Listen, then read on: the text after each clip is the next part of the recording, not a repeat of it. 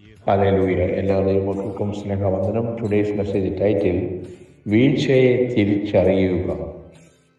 സദൃശവാക്യം 24:14 വായിക്കുന്നത്, നീതിമാൻ 7 പ്രാവശ്യം വീണാലും എഴുന്നേൽക്കും.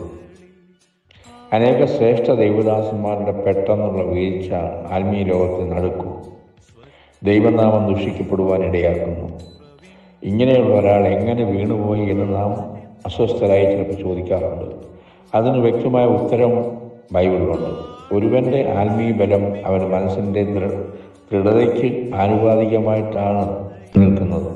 ഒരു വ്യക്തി തീക്ഷ്ണതയുള്ള പ്രാർത്ഥന വീരനോ, ശക്തമായ വീര്യപ്രവർത്തികൾ ചെയ്യുന്നവനോ, തീപ്പൊരി ഉണർവുകാരനോ, പ്രാണനെ തുളച്ചെല്ലുന്ന പ്രാസംഗികനോ, ആത്മീയ പ്രതിഭാശാലിയോ ആയിരുന്നാലും തൻ്റെ മനസ്സിനെ നിയന്ത്രിക്കുവാൻ അഭ്യസിക്കുന്നില്ല എങ്കിൽ സന്ദർഭവശാൽ അവൻ വീണുപോകും.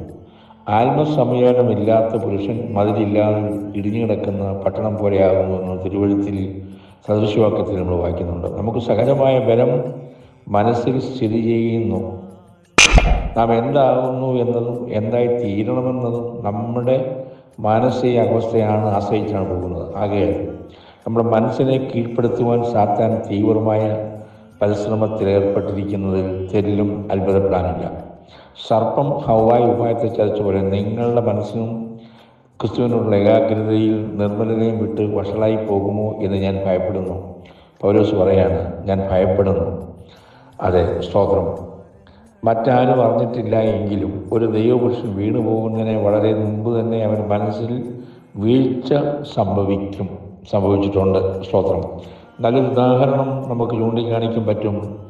യോഹന്നാന്റെ സുവിശേഷം 6-ാം അധ്യായം 70-ാം വാക്യത്തിൽ വായിക്കുന്നത്, യേശു അവരോട്, നിങ്ങളെ 12 പേരെ ഞാൻ തിരഞ്ഞെടുത്തില്ലയോ?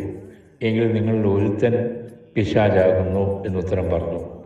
ശീമോൻ യൂദായെക്കുറിച്ചാണ് ഇത് പറയുന്നത്. അപ്പോൾ യേശുവിനെ ഒറ്റിക്കൊടുക്കുന്നതിന് മുമ്പ് തന്നെ യൂദ പിശാചാണ്. കണ്ടോ?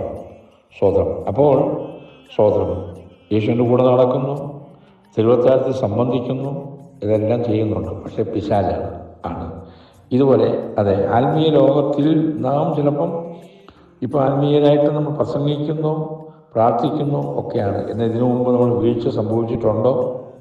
അത് അവരവർക്ക് അറിയത്തുള്ളൂ. പക്ഷെ അങ്ങനെ വീണു എങ്കിൽ അപ്പോൾ തന്നെ നാം മാനസാന്തരപ്പെട്ട് ക്ഷമ ചോദിച്ച് ടൈറ്റിൽ പറഞ്ഞ വീഴ്ചയെ തിരിച്ചറിയുക. സ്തോത്രം. അല്ലേ, ദൈവം നമ്മളെ അനുശാസിക്കുന്നതാണ്. അതുകൊണ്ട് ദൈവമക്കളെ, നമുക്ക് സ്തോത്രം അത് മനസ്സിലാക്കിക്കൊണ്ട് നമ്മൾ മുന്നോട്ട് പോകുക എന്ന് ഓർപ്പിക്കുന്നു.